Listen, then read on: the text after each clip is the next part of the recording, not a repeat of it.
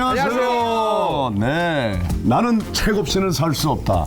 미국 토마스 제퍼슨의 얘기이기도 하지만 바퍼 목사의 얘기도 합니다. 우리 목사님 그렇죠. 저 날마다 밥만 퍼드리는 사람이 아니라 네. 날마다 하루도 빼놓지 않고 책을 손에 잡고 읽는다는 사실을 많은 사람이 묻고 싶더라고. 알 것만 같아요. 그 책들을 보면 네. 정말 작업하신 그 글귀가 그렇죠. 아주 깊은 그 사색에서 나온 겁니다. 저 같은 경우에는요, 이 책을 안 읽으면 입안에 혓바늘이 들 정도. 이런 말을 굉장히 좋아하는데 외향적인 성격 때문에 책을 못 읽고 그냥 바깥으로 맨날 다니고 있어서 책 읽고 싶은 남자입니다. 네, 책 읽고 싶은 남자. 저는 딱 보면 왜 문학소녀 같잖아요. 네, 근데 네. 의외로 무슨 추리 소설 엄청나게 많이 읽었어요. 그래서 제가 박반장이잖아요. 박반장. 네. 그렇습니다. 예. 오늘 우리가 소개하신 이분도 책과는 떠나서는 살 수 없는 분이에요. 그렇습니다. 이분은요 정말 책 많이 읽으신 다독뿐만 아니라 다작에서도 아주 유명한 오늘 회복의 주인공은요 아동문학과 고정욱 네, 선생님입니다. 박수로 모시겠습니다. 느낌표 최초의 어린이 선정 도서 가방 들어주는 아이. 가방 들어주는 아이 등 150여 권의 동화를 집필한 아동 문학가이자 장애인 운동가인 고정욱 작가. 왜 내가 장애인 됐는지, 이 땅에 왜 왔는지. 그가 힐링 토크 회복에 찾아왔다. 선생님 사인 좀 해주세요. 딱 오는 거예요. 그래서 내가 뭐 저 좋아하시나 봐요. 시한테 안 가시고 저한테 왔어요. 진짜 같으신데요?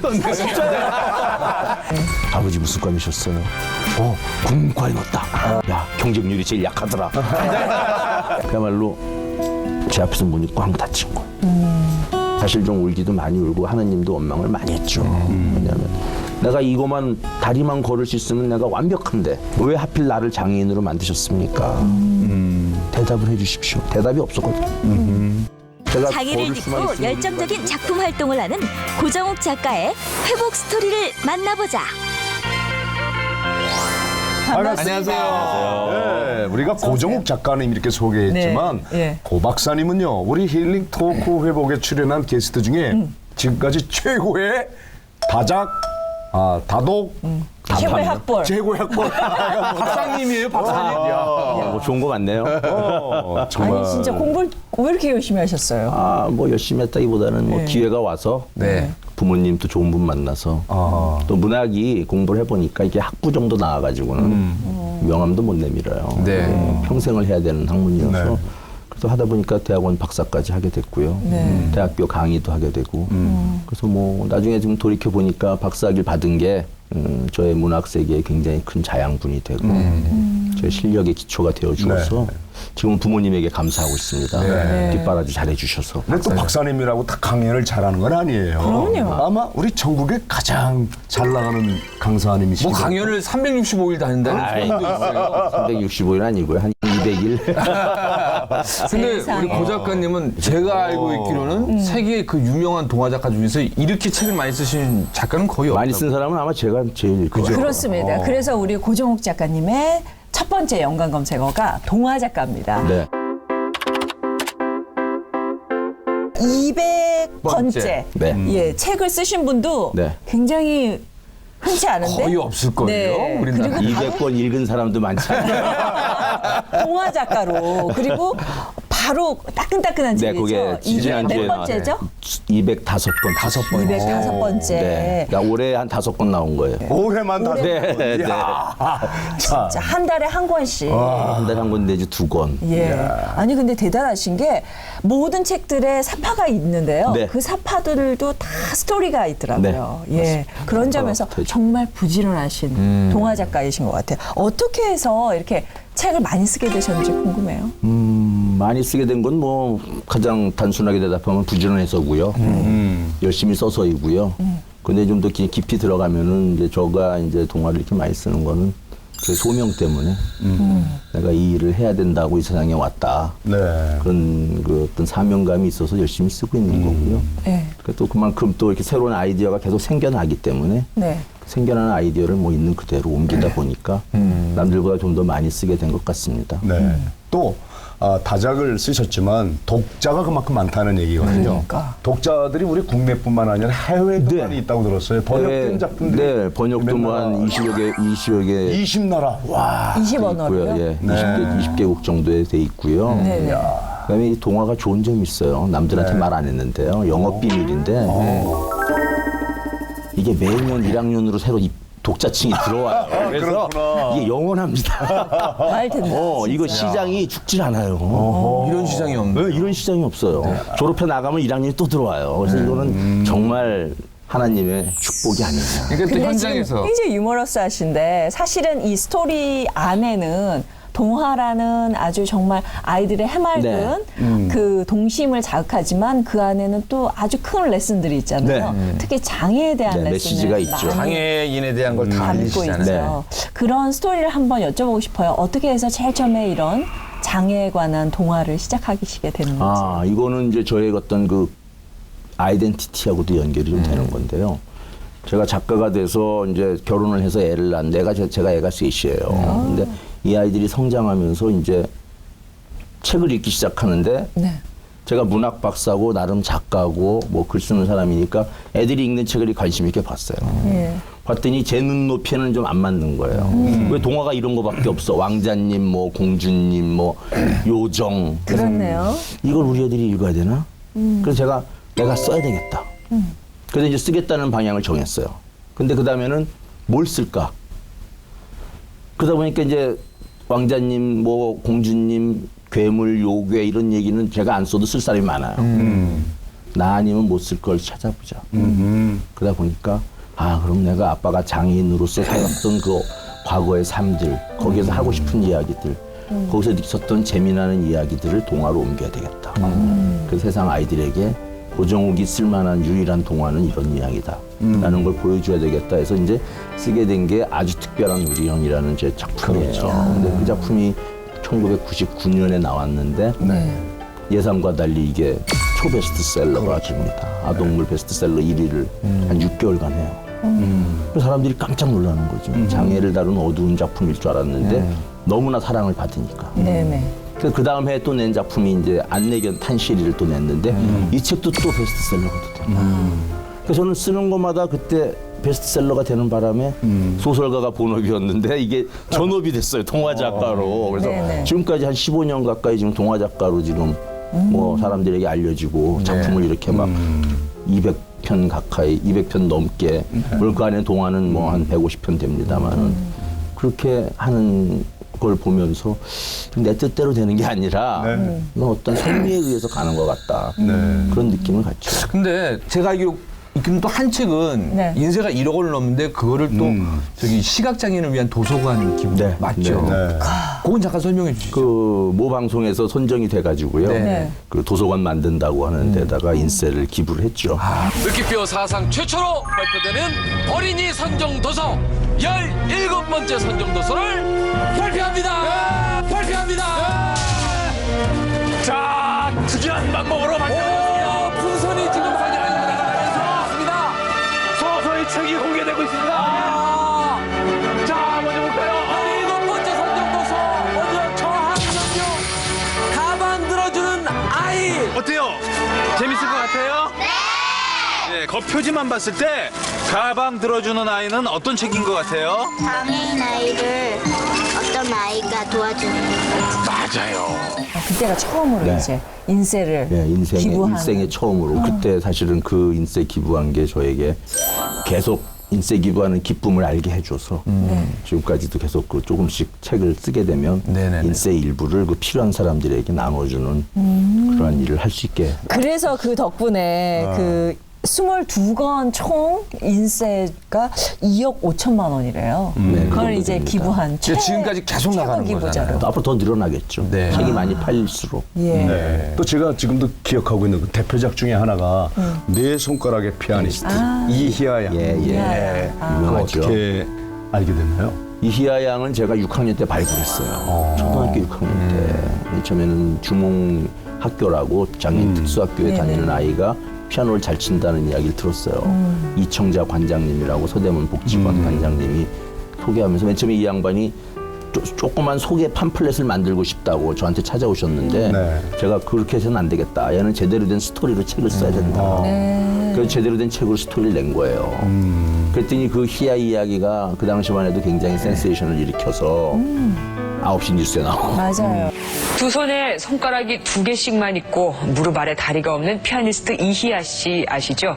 희아 씨의 피아노 선율이 중국 대륙에 울려 퍼졌습니다. 맞아요. 그래가지고 유명해졌죠. 또 덕분에 우리 희아 양도 최고의 피아니스트. 온 나라가 들썩들썩한 거예요. 그래서 그 책이 베스트셀러가 됐는데 그때 출판사하고 이제 계약을 할 때 이제 저도 희아에게도 근데 그걸 느낀 게 인세를 그 희아 같은 아이의 이야기를 제가 쓰게 되면은 인세가 없어요. 출판사 입장에서는 저한테만 인세가 와요. 왜냐하면 책 쓰는데 누가 수고했느냐를 보지 그렇죠. 작가한테 가게 돼 소재는 있지. 자기들이 상관을 안 하는 거예요. 그렇죠. 소재는 작가가 개발해 오는 거니까. 그렇죠. 근데 희아에게 약간의 그냥 이름 사용료 비슷하게 주겠다는 거예요. 그냥 이건 아니다. 나 정말 돕고 싶다. 그리고 이거는 권리가 희아에게 있는 것이기 때문에 인세를 좀 내가 내놓겠다. 내가 내놓고 그다음에 그림 그리는 작가가 좀 내놓고 출판사도 내놔라. 그래가지고 출판사도 내놓고 그래가지고 희아에게 인세를 좀 만들어줬어요. 그 계약서를 다 꾸몄습니다. 그랬더니 사실은 자기 걸 조금씩 내놔야 되니까 뭐 쉽지는 않죠. 네. 저 혼자라면 또 모르는데 관계자들이. 근데 뜻이 좋으면 결과가 좋다고. 그 책이 더 많이 나가는 거예요. 그게 대박이 난 베스트셀러가 됐죠. 몇십만 부가 나갔죠. 그러니까 항상 선한 일 할 때는 네. 또 하나님도 도와주시더라고요. 그래서 저는 이제는 뭐 누가 좀 선생님 무슨 좋은 일 있는데 동참하실래요? 그러면은 저는 학계부터 나가지. 네. 야 그거 하면 나 뭐 손해 보는 거 아니냐 이런 안 해요. 뭐 지금 손해 보는 것 같아도 그게 돌고 돌고 돌아서 나중에 더 크게 보답이 오는 걸 알기 그 시스템을 알기 때문에. 그래서 뭐 누가 선생님 재능 기부 하시겠어요? 뭐 하시겠어요? 하면은 얘기를 들어보고 내가 해줄 수 있는 거라면 뭐 기꺼이. 지금 이 방송 보시는 분 중에 뭐 저의 재능이 필요하신 분들이 있으면은 연락하시면. 근데 지금 고종욱 선생님께서는 아주 쉽게 말씀하시지만 사실 희아 양 같은 경우는 그 이후로 정말 TV나 방송 아유 통해서 저보다 더. 예, 자기 연주할 기회도 많아서 네, 전 세계를 다니고 있죠. 그렇죠. 그래서 저는 희아하고 기분이 좀 나빠요. 저번에 희아하고 사인회를 했는데 희아 여기 앉고 난 여기 앉아 희아 난 100m 줄 섰어요. 아무도 없는 거예요 제 앞에. 저도 나름 인기가 있는데. 원래 발굴한 사람 외로운 거예요. 한 사람이 막 뛰어오더니 선생님 사인 좀 해주세요. 딱 오는 거예요. 그래서 내가 반가워가지고 뭐 저 좋아하시나 봐요. 희한테 안 가시고 저한테 왔어요. 그랬더니 이 양반 뭐라는지 알아요? 좀 바빠가지고요. 빨리 받고 빨리 받고 가야 되겠다고. 못 쓰겠다고. 여기 줄은 길어가지고. 그래가지고 이게 왜 연예인들이 왜 그래서 자기보다 인기 있는 사람하고 같이 안 있으려고. 그런 마음 알아요, 충분히. 아니 근데 지금 이렇게 장난처럼 투정처럼 하시지만 진짜 같으신데요? 진짜예요. 희아 양 보면 얼마나 정말 자랑스러우실까 이런 생각이 좋죠. 들어요. 제가 강연 갈 때마다 희아 연주 장면 네. 보여주고 예. 희아와 함께 낸 책도 보여주고 그럼 애들이 다 좋아하고 그럼으로써 또 아이들이 장애에 대한 차별이나 편견이 없어지니까 그럼요. 전 너무 기쁘고요. 너무 잘 됐으면 좋겠어요. 좀 예. 궁금하죠? 네. 희아 양은 어떻게 생각하고 있는지 너무 궁금해서 네. VCR로 담아왔어요. 정말요? 네. 한번 보고. 큰일 났다 이거. 지난 4월 경기도 문화의 전당. 내 손가락의 기적 피아니스트 이희아 씨가 아름다운 선율로 희망과 행복을 전하기 위해 전국 순회 공연 중이다.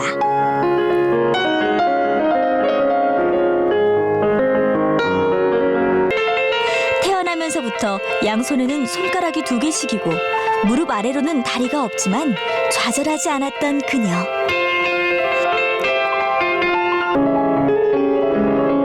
이제는 어엿한 피아니스트로 자리매김한 이희아 씨는 많은 이에게 위로와 희망을 안겨주고 있다는 점에서 고정욱 작가와 닮았다. 제가 98년도에 13살 때 저희 집에 오시면서 저에 대한 이야기를 쓰시고 싶으시다고 하셔서 제 스토리가 그때부터 시작이 됐어요.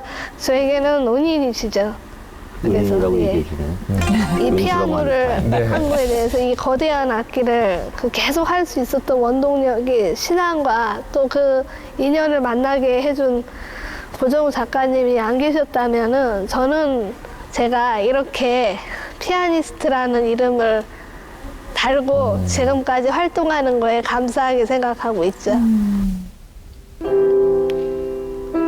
사람들은 없이는 불가능하다 했지만 희망과 믿음을 버리지 않은 이희아 씨는 세계에서 유일한 네 손가락 피아니스트다. 아, 이제는 연주에다가 이제 노래도.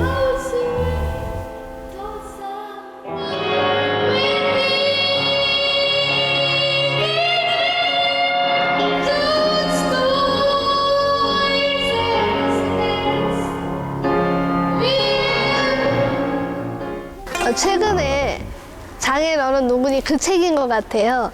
장애인도 뭔가를 할 수 있는 존재다라는 거를 쓰셨기 때문에 저는 그 책을 읽으면서 사회에서 편견당하는 거나 또 나중에 성공했을 때 사랑받는 거를 솔직하게 쓰셨다. 그렇게 저는 말씀드리고 싶고, 예. 작가님, 오랜만이에요. 예, 요즘 잘 나가시던데 안내견 탄실이라든지 여러 가지 장애인 인식 개선 책을 통해서 한국의 장애인계의 발전을 만들어 주시고 계셔서 정말 감사드리고, 그리고 예, 앞으로도 더욱 건강하시고요. 정말 많은 그 사랑을 받으시기를 바라면서 예, 장애인계의 희망을 앞으로도 계속 불어넣어 주시기 바랍니다. 많이 불어넣어 주세요. 화이팅! 저렇게 깜짝 놀랐어요. 예, 처녀가 돼가지고 그리고 그러네요. 작품도 지금 연주하는 거 보니까 예전보다 더 잘하는 네. 것 같이 느껴집니다. 전혀 장애의 어두움 이런 거 느낄 수 없는데요. 네. 저희가 오늘 두 번째 선생님 검색어로 장애를 꼽았습니다. 떼놓을래야 떼놓을 수 없는 작품이나 인생에서 뭐 아주 굉장히 깊은 관계가 있는데요. 처음에 장애를 어떻게 입으셨는지 궁금해요. 저는 지금은 그 사라진 질병입니다. 그 소아마비, 통칭 소아마비라고 하는데요. 영어로 폴리오죠. 네, 폴리오인데 폴리오. 그게 수십만 명의 그 당시 유행할 때 어린이들이 사망한 치명적인 질병이었어요. 저는 생후 한 1년쯤 될 무렵에 제가 돌사진이 없는 걸 보면 아마 11개월이나 뭐 그 무렵에 우리 어머니의 기억에 의하면은 어제까지 서던회가 주저앉더래요. 그래서 병원에 갔더니 의사 선생님이 그 당시 유행하던 소아마비 감염됐다고 중증이라고 2달이 다 못 쓴다. 그래서 제가 이렇게 1급 지체장애인 그때부터 돼서 한 50년 이상을 지금 한 번도 일어서 보지도 못하고 한 번도 걸어보지도 못한 채 살고 있는 거죠. 예, 참 집에서는 깜짝 놀라셨겠어요. 유복한 가정에서 태어나셨다고 들었는데. 그렇죠. 뭐 그 부모님의 그 억장 무너지는 심정은 뭐 이루 말할 수가 없고 상상도 할 수 없죠. 그래서 저희 어머님이 저를 고치려고 전국의 용화단을 의원은 다 다니셨고. 네. 근데 또 이제 그러한 제가 태어난 그 당시에 장애인에 대한 그 인식은 뭐 전무하다시피 할 때니까 옆집 사는 할머니가 와서 위로한답시고 하는 말이 세대 얘는 아무짝에도 쓸모없는 사람이니까 해외 입양시켜. 그게 해결책인 거예요. 그래서 그 당시에 장애를 가진 아이들이 많이 또 해외 입양을 갔대요. 그렇죠. 그래서 그것 때문에 어렸을 때 사실 좀 울기도 많이 울고 하느님도 원망을 많이 했죠. 왜냐하면 내가 이거만 다리만 걸을 수 있으면 내가 완벽한데 부모님 좋지, 뭐 가정 위복하지, 동생들 다 착하지, 똑똑하지, 잘생겼지. 아 죄송합니다. 네. 아, 내가 해드리려고 해서 잘생겼지를. 목소리 좋지, 좋으시죠. 공부 잘하지, 네. 책 많이 읽지, 리더십 있지, 완벽하단 말이에요. 근데 왜 하필 이 다리 하나 때문에 내가 반장도 못하고 학교에 가면은 애들에게 놀림받거나 손가락질 당해야 되나. 그게 너무나 억울했는데 나중에 그걸 이제 깨달음이 오죠. 하느님에 의해서. 또 근데 궁금한 게요. 네. 그 요즘이야 장애인, 비장애인이 같이 학교 다니는 통합교육이라는 게 있잖아요. 근데 우리 작가님 시절만 하더라도 이렇게 특수학교 따로 다니고 있었죠. 그런 게 있었는데 근데 보니까 비장애인 학교를 다니셨어요. 네, 일반 학교. 어머님이 무슨 뜻이었나요? 아니면? 그거는 이제 특수학교 옛날에 돈 좀 비쌌어요. 그다음에 많지가 않았고요. 그렇죠. 그러니까 가기도 힘들고 거기 가면 좀 편하긴 했겠지만 그래서 저희 부모님은 아예 그쪽은 생각도 안 하셨고요. 학교 동네에 있는 학교 다녀야 된다. 그래가지고 뭐 입학할 때부터 업고 학교에 가서 학교 조탁에 내려놓고 다시 집에 오시고 끝나면 또 데리러 가서 또 업고 오시고 하루에 2번 학교 오신 거예요, 저희 어머니가. 네. 그렇게 업고 다니셔가지고 제가 6년 개근상을 받았다는 거예요. 대단하시다. 네, 그래서 물론 저도 노력을 해야 되지만 예. 부모님의 그 정성도 뭐 하늘을 찔렀고요. 그러시네요. 그 뒤로 중학교, 고등학교까지 12년 개근상을 받았습니다. 근데 고3 때 네. 그렇게 공부 때문에 좀 아주 인생을 송두리째 바꾸는 그런 사건이 있었다면서요. 네, 그것도 장애 때문이에요. 네, 그래서 제가 이거 장애가 갖고 있다 보니까 저희 부모님이 얘를 도대체 뭘 해서 먹고 살아야 되나. 옆집 할머니가 얘는 아무짝에도 쓸모없다고 얘기했을 정도니까. 그 저희 부모님이 직업을 쫙 훑어봤더니 이게 비장애인이 할 직업 중에 제가 할 만한 직업이 별로 없는 거예요. 그러니까 살펴보다가 의사를 본 거예요. 의사를 보니까 가만히 앉아가지고 그냥 환자 오면은 청진기나 이렇게 대보고 처방전이나 써주고 돈 잘 벌고 존경받고. 그러니까 좀 안정적인. 저거 우리 아들 시키면 되겠다. 예. 얼굴도 의사 비슷하게 생기고. 그렇네요. 그래가지고는 의사 해라. 그래서 이과 공부를 한 거예요. 고등학교 3학년 때까지. 이과도 적성이에요. 이과 적성이어가지고 잘 했는데 대학 들어갈 때 의대에서 입학이 거부된 거죠. 아, 신체 검사. 네, 신체 검사 아예 신체 검사 해보지도 못했고요. 그냥 원서도 안 줘요. 안 된다. 장애인은 원서를 안 줘요, 아예. 그러니까는 의대에서 얼마나 의사 되는 과정이 힘든지 그 과정을 못 본 거예요. 아예. 된 것만 보신 거예요, 우리 부모님이. 네. 그래서 공대를 가려고 했더니 공대도 역시 아, 그래요? 예.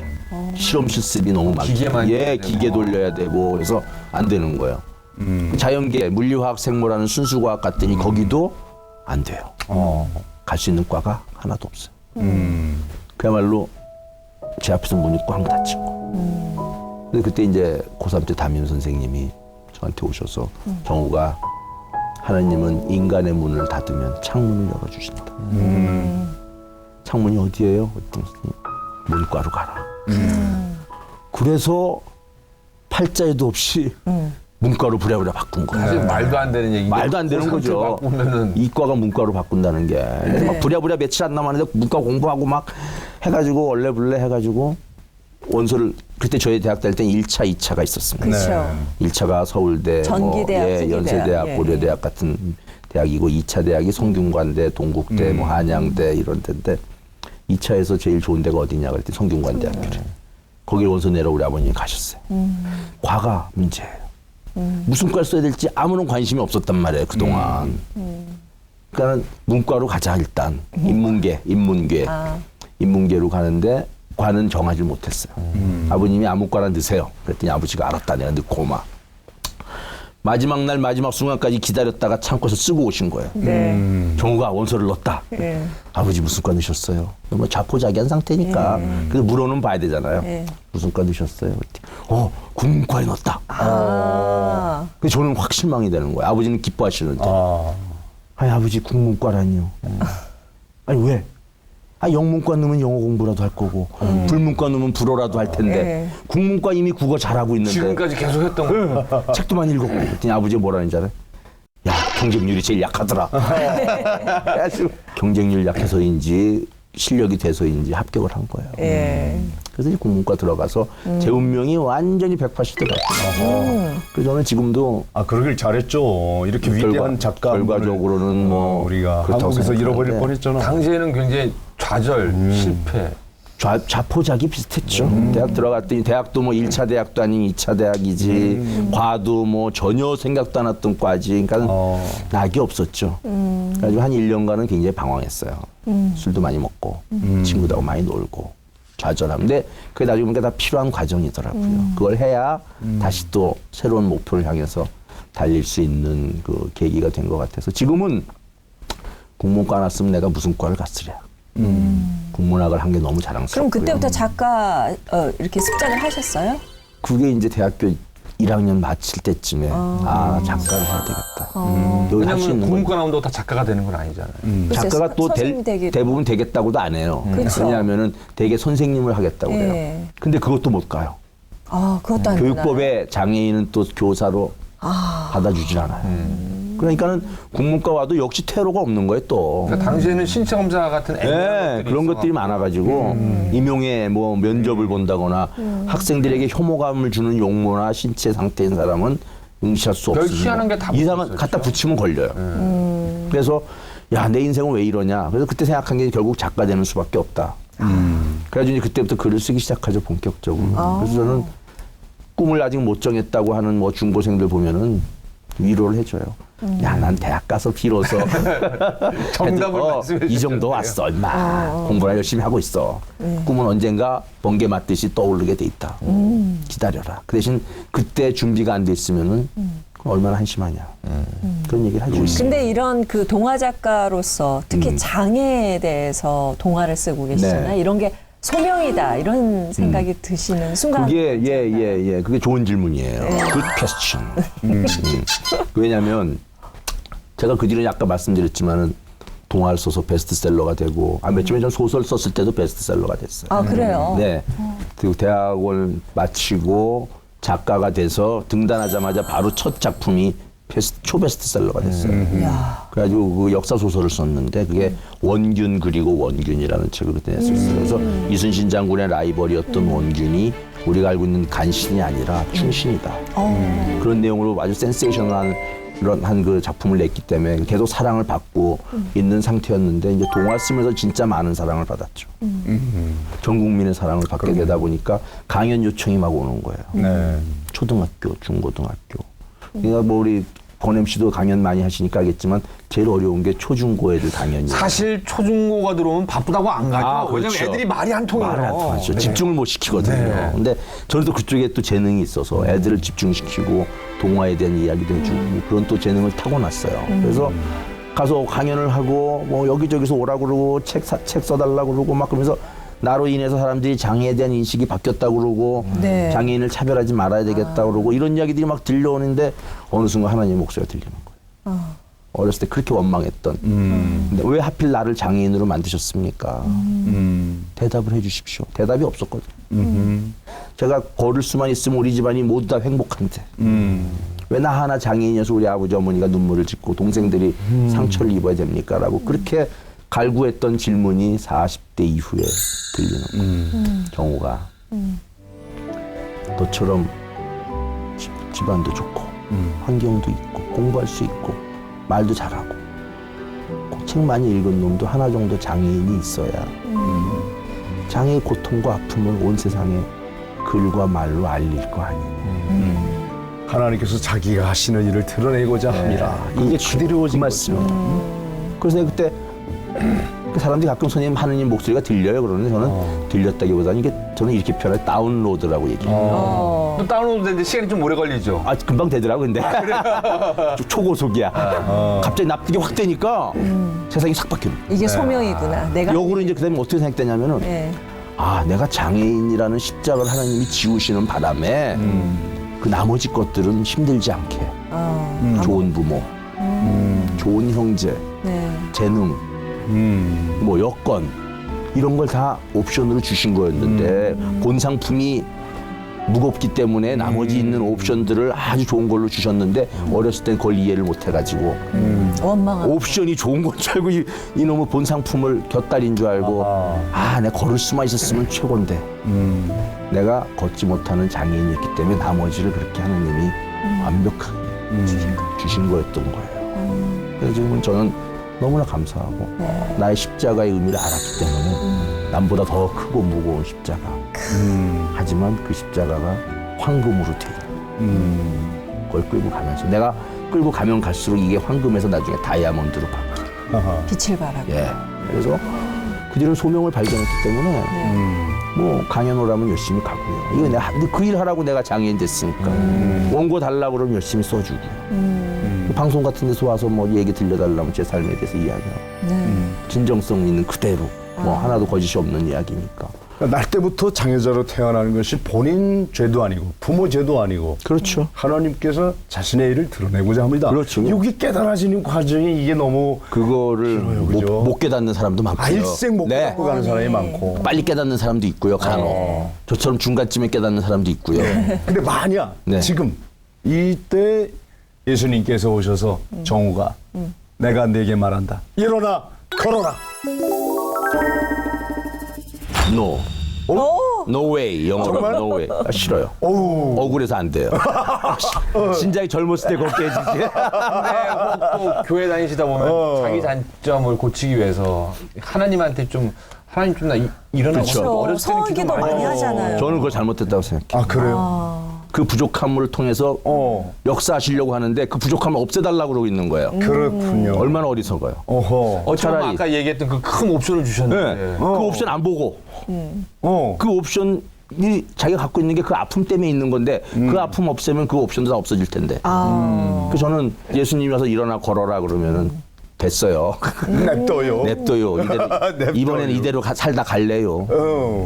당당하세요. 아, 그죠? 그럼요. 그리고 좀 새로운 억울해서 안 돼요. 억울해서 안 돼. 새로운 사고의 전환인 것 같아요. 그래요. 장애를 가지고 있는 사람들에게 또 다른 옵션이 있다는 그렇죠. 거를 발견할 수 있는 그렇죠. 기회를 그래서 줄 수 있는. 저는 장애뿐만 아니라 네, 비장애인들, 신자들, 젊은이들 뭐 교회 같은데 내가 강연 초청받아서 많이 얘기하면 애들이 다 얼굴이 어두워요. 젊은 애들이 뭐 취직을 못해서 아니면 취직했어도 좋은 직장이 아니어서 좋은 직장이어도 연봉이 적어서 계약직이어서 뭐 이유는 많아요. 이유는 엄청나게 많습니다. 근데 내가 뭐 얘기하는 거는 왜 그러고 있느냐. 너에게 주어진 그 아픔 속에서 너의 소명이 있는데 그 아픔이 소명이다. 그 아픔을 통해서 너의 삶의 의미를 깨달아야만 너의 삶이 그 다음에 아름다워지는 것이다. 아멘, 아멘. 근데 그런 얘기를 하면 애들이 저 듣도 보도 못한 얘기를 해주니까 그렇죠. 막 얼들이 빠지죠. 사실은 우리 진짜 부모님들도 새롭네요. 예. 또 주위에 있는 분들도 안 되면 항상 기도하고 그러니까 현실을 뛰어넘으라고 자꾸 하려고 기도하라고 아니면 뭐 가르쳐주잖아요. 개선되라고. 아, 그죠? 그렇잖아요. 예. 그걸 끌어안고요. 끌어안고. 그걸 끌어안은 상태에서 내가 할 수 있는 걸 알려주시옵소서. 그렇지. 이렇게 이게 사실 정답이에요. 이렇게 기도를 해야 돼. 이걸 저에게 왜 주셨습니까? 의미를 알게 해주십시오. 이렇게 기도를 해야 돼요. 맞습니다. 예, 우리 고정욱 선생님은요, 굉장히 지금 당당하시잖아요. 근데 사실 젊었을 때는 당당하다 못해 까도나, 까칠한 도시 남자. 그래서 인기도 엄청 여성들한테 아니, 많으셨다고. 여성들의- 아, 네. 아니, 근데 이해가 가요. 제가 아, 보니까 그러세요? 막 빛을 내면서 고맙습니다. 자신 있게 자신감이 얘기하시니까. 있으니까. 근데 부인을 만나시고는 아주 그냥 꼬리를 내리고 바로 아이고. 프로포즈를 하셨다는 말씀을 들었어요. 그 제가 여자들 좋아했어요. 인기도 좋았고. 그래서 여자들을 사귀는데 문제는 좋아하는 여자는 좋은 여자는 많으나 결혼할 여자가 없는 거죠. 몇 개월 사귀면 이 여자들이 얼굴이 어두워져요. 왜 그러냐? 걱정을 그러면 하는구나. 부모님이 반대한다. 어머님이 헤어지고 오라고 그랬다. 막 이러면서 울어요. 정들어가지고. 그때만 해도 아까 까칠한 도시의 남자라고 하는데 사실은 그건 겉모습이고요. 속으로는 제 가슴이 무너지죠. 그때도 하나님 원망하는 거예요. 하나님 왜 저를 장애인 만드셔서 이렇게 좋은 여자를 적극적으로 내가 좋아 니네 집 어디냐 따라가자 해가지고 남자답게 가서 딸을 주십시오. 이게 드라마에 나오잖아요. 그게 안 되는 거예요. 현실은 네. 내 그러니까 주제를 일부러 더 까칠하게. 네, 그렇죠. 내 주제를 보면 한심한 거야. 내가 봐도 한심한데 어떻게 저렇게 좋은 여자를 가슴 아프게 하면서 내가. 너무 속상하다. 그러니까 그냥 까칠한 척하면서 정을 띠려고 가. 너 말고 좋은 여자 많아. 너만 여자냐. 다시 내 앞에 나타나지 마. 탁 잘라버리. 이런 식으로 냉혹한 얘기하면서 자꾸 자르다 보니까 장가 빨리 가고 싶은데 애 낳고 싶고 부모님에게 효도하고 싶고 고서방 여보 처남 장인 장모 뭐 이런 얘기는 아무나 할 수 있는 얘기가 아니에요. 오늘 방송 들으시는 분들 정말 감사해야 돼요. 자기가 장모님 소리 할 수 있다는 거. 그러니까 내가 결혼을 한 거에 대한 감사함을 갖고 열심히 살란 얘기죠. 형부 소리 들어볼 수 있다는 거 이거는 뭐 당연히 듣는 것 같지만 절대 그렇지 않다는 거예요. 그래가지고는 포기하다시피 했죠. 근데 또 책을 많이 읽으니까 이게 지혜가 있어요. 책을 읽다 보니까 가만 있어봐. 책 속에 있는 주인공들은 문제가 생기면 어떻게 해결하더라?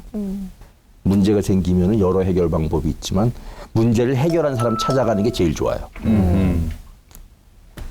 딱 보니까 주변에 장애인들을 알아봤더니 결혼한 사람이 많아요. 저보다 더 심한데. 저는 팔은 멀쩡하잖아요. 팔도 못 쓰는 사람이 있어요. 근데 이 사람도 결혼한 거야. 그게 여자들도 보니까 다 예뻐. 아니 어떻게 저런 미인과 결혼을 했을까? 딱 봤더니 장애가 문제가 아니라 내가 문제. 맞다. 까도남인 내가 문제. 내가 안 되겠다. 세계 최고의 대학을 하나 더 나와야 되겠다. 아무도 못 이기는 대학. 초강력 슈퍼 유니버시티. 하버드대? 하버드보다 더 강한 대학. 그런 데가? 이 대학 나온 사람은 아무도 못 이겨요. 세계 최강의 대학. 어디요? 그 이름도 거룩한 들이대. 맞다. 듣고 보니까 그래. 들이대 나오니까 겁나는 게 없어요. 첫날 만난 여자한테 들이댔어요. 네. 아, 지금 부인 말씀하시는 거죠? 예. 첫날 딱 만났는데 들이댔어요. 만나자마자 마음에 탁 들더라고요. 키도 크고 얼굴도 이쁘고 마음에 들길래 결혼합시다. 첫날. 예, 그랬더니 어머 미쳤어. 진짜. 근데 그때 이걸 잘해야 되잖아요. 왠지 당신하고 나는 오늘부로 사귀기 시작해서 결혼하고 말 것 같아. 그랬더니 어머 말은 잘해. 재미있죠. 네, 그래서 그때부터 이제 연애를 시작해가지고 1년 만에 결혼에 꼬리를 하는데 그때가 몇 살이에요? 29살이요. 그래서 제가 이 땅에서 장애를 갖고 있지만 남들이 하는 거 다 했죠. 공부해봤죠. 아니 근데 결혼해서 애 낳죠. 장인 장모님이 허락을 쉽게 하시던가요? 아, 당연히 쉽지 안 하죠. 네. 그렇죠. 결혼하기 한 2주 전에 집사람이 날짜 혼자 자기 다 잡고요. 그다음에 2주 전에 장인어른이 허락이 떨어졌어요. 근데 이제 장모님이 안 떨어져. 끝까지 반대. 엄마들은 딸에 대한 그러한 그 끈끈한 게 있잖아요. 그 결혼식 하기 전날 집사람이 마사지하고 헤어지면서 내일 만나기로 하고 이제 헤어졌는데 집사람이 그러는 거예요. 내일 오늘 엄마 안 올 거야. 근데 이해해 그러길래 장모 없어도 뭐 이해해야지. 뭐 시간이 걸리더라도 참고 기다리면은 허락하시겠지. 이러고 결혼식장에 딱 갔는데 오셨어요. 와 계세요. 그렇죠. 머리가 허여신 장모님을 그날 처음 뵌 거예요. 그래서 내가 안녕하세요 인사. 내가 이래봬도 결혼식 당일날 장모에게 인사한 사람이에요. 그 전까지 못 보고. 처음 본 거라니까요. 그러니까 길가에서 만났으면 싸울 뻔했으니까요. 정말 부인의 사랑이. 근데 저는 아무것도 아니에요. 주변 장애인들은 더 심한 사람. 그렇죠. 그래서 아내한테도 고마움도 많이 느낄 것 같은데. 아, 그럼요. 한번 저기 멘트 한번 하시겠습니까? 멘트? 네. 카메라 보시고. 쑥스러우셔서 아니. 절대 안 하실 것 같아요. 진정성이 없다고 싫어할 것 같은데. 한번 해볼까요? 네. 이쪽 보면 되나요? 네네. 사랑하는 당신 이현숙 씨, 수고가 많습니다. 애들 셋 키우고 공부시키느라 노력하고 있는 거 잘 알고 있습니다. 간혹 힘들 때도 있고 어려울 때도 있지만 결혼할 때 이야기를 할 때면 항상 제가 울컥합니다. 쉽지 않은 결단을 내려서 나에게 와줬는데 그 결단 죽는 날까지 틀리지 않았다는 거 입증하도록 노력하겠습니다. 고맙습니다. 사랑합니다.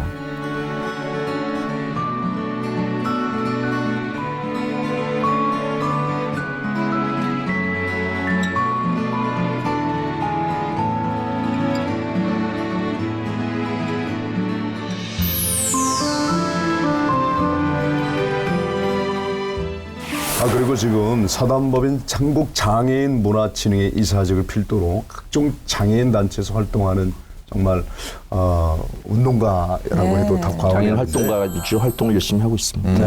후배들이 뭐 장애인 운동하는 애들이 뭘 도와달라든가 이쪽에 뜻을 같이 해달라거나 하면 저는 항상 동참을 해왔고요. 제가 잘할 수 있는 분야에서 뭐 문화면 문화, 장애인 문화면 문화, 뭐 장애인 복지면 복지 이런 쪽에서 성의를 다하고 있고요. 그래서 좀 더 후배들에게 롤 모델이 되는 게 중요하다. 네. 그래서 이미 롤 모델이 되시죠. 더 해야죠. 네, 그래서 세 번째 우리 검색어가 네. 멘토. 근데 정말 많은 사람들의 멘토로 지금 역할을 확실하게 하고 계세요. 많은 사람인지는 모르겠고요. 뭐 한두 명. 네. 뭐 강연을 많이 다니다 보니까 그 이제 친구들이 젊은 친구들이 가끔 쫓아와요. 몇백 명 강의에도 쫓아오는 사람은 그건 그렇죠. 소중한 사람이거든요. 맞아요. 네. 근데 한두 명 작년 같은 경우도 한 녀석이 쫓아왔는데 자기가 다단계 판매에 빠졌었다는 거예요. 그래서 그걸 빠져나왔는데 지금 빚이 1,100만 원이 있다. 그 다단계에 돈 들어간 게. 그래서 지금 노동을 하고 있는데 이자 갚으려고 노동을 한대요. 대학교는 복학도 못하고. 임준호라는 친구인데. 그래서 그 고민을 나에게 털어놓으면서 그 애가 굉장히 건강하고 밝더라고요. 그러면서 이제 자기가 뭐 어려움을 이야기하는데 제가 딱 듣는 순간 아 얘는 귀하게 쓰일 애다. 그때 내가 얘기했죠. 너가 왜 다단계에 빠졌다고 생각하니? 대답을 못해요. 돈 벌려고 못 모르고 갔었어요. 그게 아니야. 하느님이 너에게 크게 쓰려고 너에게는 아픔을 주신 거다. 뭡니까? 이 땅에 수많은 아이들이 다단계에 빠져가지고 젊은 시절에 좌절하고 신용불량자가 돼버리는데 아무도 그걸 돌봐주지 않고 있는 상황인데 너를 그런 다단계에 빠뜨림으로써 하느님이 그쪽에 목소리를 높이는 다단계 예방에 너가 앞장서라고 너가 그런 고통을 겪는 거야. 오늘부터 너는 그거 예방 강사로 뛰어. 참 말씀 한마디만. 그래 저는 라디오 인터뷰하는 걸 들은 적 있어요. 그래 그 친구 제가 그렇게 한 거예요. 그래서 얘가 생각지도 못했던 대안을 제시하니까 지금부터 다단계 너가 가장 잘하니까 공부 열심히 해서 그 본인이 빠졌으니까 누구보다 잘 알죠. 그 스스로 어떻게 자기가 됐고. 샘플이야.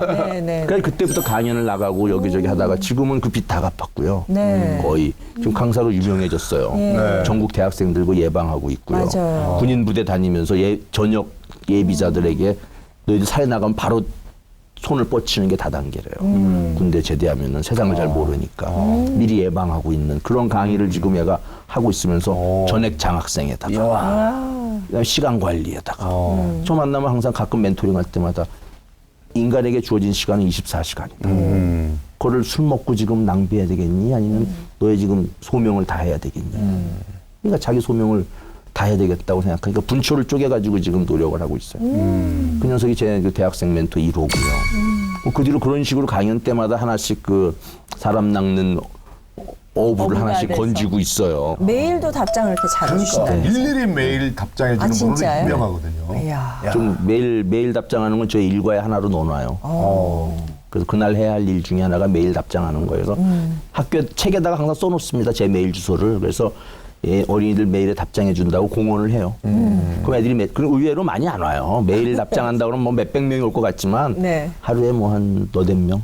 근데 그들에게는 정말 꿀가가 사실 그것도 용기잖아요. 그렇죠. 네. 그 친구들 입장에서. 그리고 정말 절박한 애들이 와요. 절박하니까. 그럼 거기다 답장을 해주죠. 그래서 답장해 주면은 걔네들이 짧게라도 몇 줄 써주면 그게 자기가 세상에 대해서 어떤 울림을 소리를 쳤는데 메아리를 느끼는 거예요. 아유, 그러면 용기가 나는 거죠. 다시 또 할 수 있는 네, 뭔가. 그래서 자기가 뭐 고민도 있어요. 뭐 어쩌고 어느 학교를 가야 될까요? 뭘 해야 될까요? 할 때 저는 아까 이과 공부했다고 그랬지 않습니까, 네. 목사님? 이과 공부한 사람들의 장점이 본질을 핵심을 파악하는 데 굉장히 유리해요.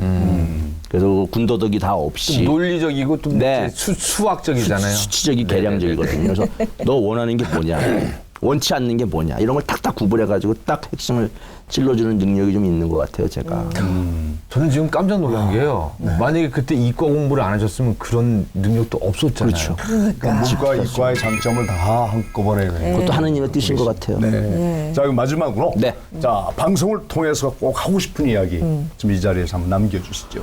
저는 꿈꾸는 세상이 있습니다.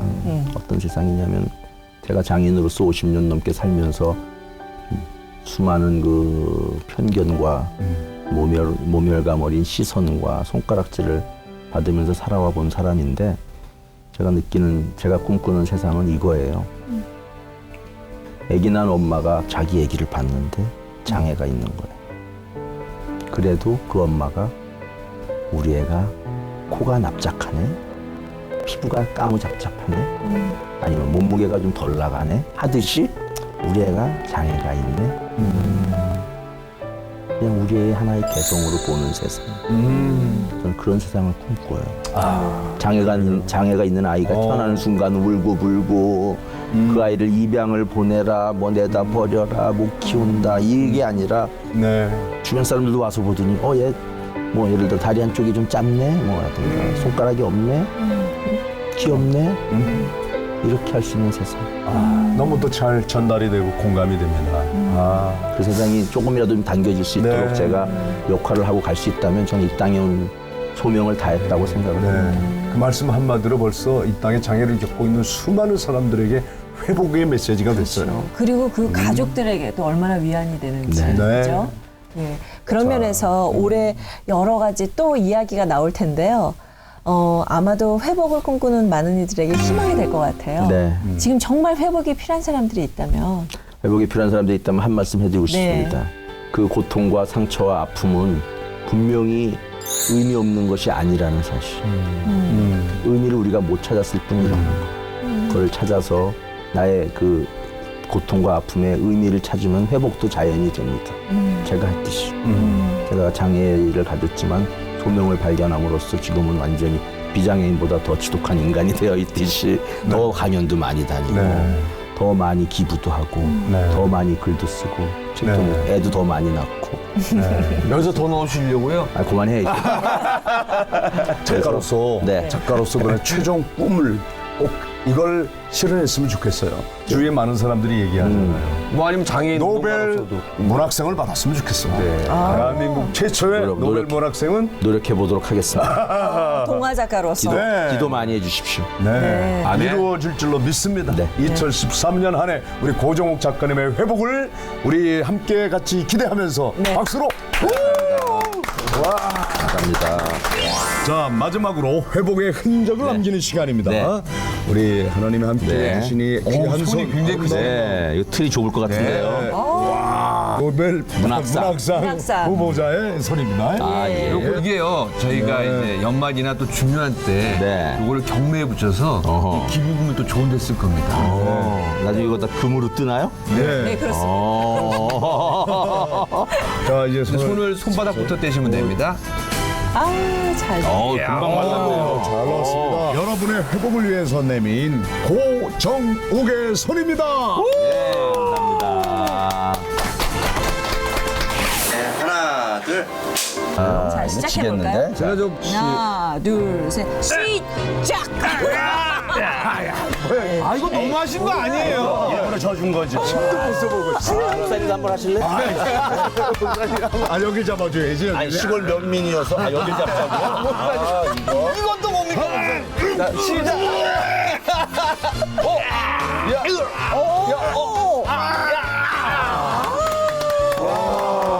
아, 죄송합니다. 제가 이 승부 근성이 있어서 계속 특별히 이렇게 밥 목사 지다.